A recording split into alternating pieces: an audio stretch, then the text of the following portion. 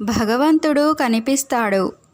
ఒకసారి బంకించంద్ర చటర్జీ గురుదేవుల వద్దకు వచ్చి చాలాసేపు మాట్లాడారు. మాటల మధ్యలో గురుదేవులను ఇలా ప్రశ్నించారు, అయ్యా, భగవంతుని దర్శనం ఎలా కలుగుతుంది?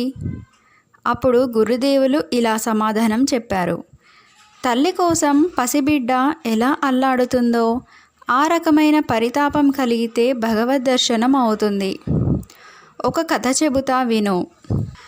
ఒకసారి ఒక శిష్యుడు తన గురువును, స్వామి, భగవంతుణ్ణి నేను ఎలా చూడగలనో చెప్పండి అని ప్రశ్నించాడు. నాయనా, నాతో రా, చెబుతాను అని ఆ శిష్యుణ్ణి ఒక చెరువు దగ్గరికి తీసుకొని వెళ్ళాడు. చెరువులో వాళ్ళిద్దరూ స్నానానికి దిగారు. శిష్యుడు నీళ్లలో మునగగానే గురువు అకస్మాత్తుగా శిష్యుడి తలను నీళ్లలో అదిమిపెట్టి కొన్ని క్షణాలైన తర్వాత వదిలిపెట్టాడు. పాపం శిష్యుడు ఊపిరి ఆడక గిలగిలలాడుతూ తల పైకెత్తి నిలబడ్డాడు.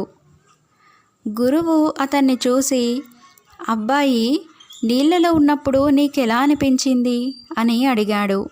శిష్యుడు, స్వామి, అప్పుడు నేను చనిపోతున్నాననిపించింది.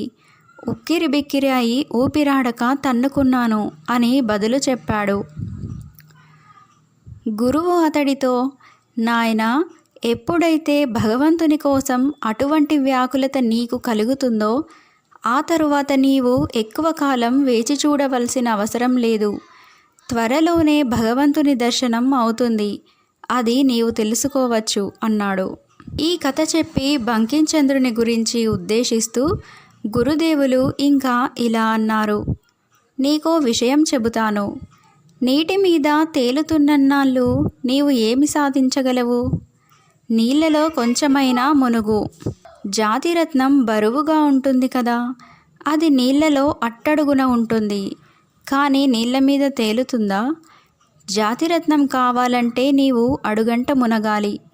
కేవలం పాండిత్యం వల్ల ప్రయోజనం లేదని, భగవద్దర్శనం కోసం త్రికరణ శుద్ధిగా తీవ్రమైన సాధన చెయ్యాలని గురుదేవుల అభిప్రాయం.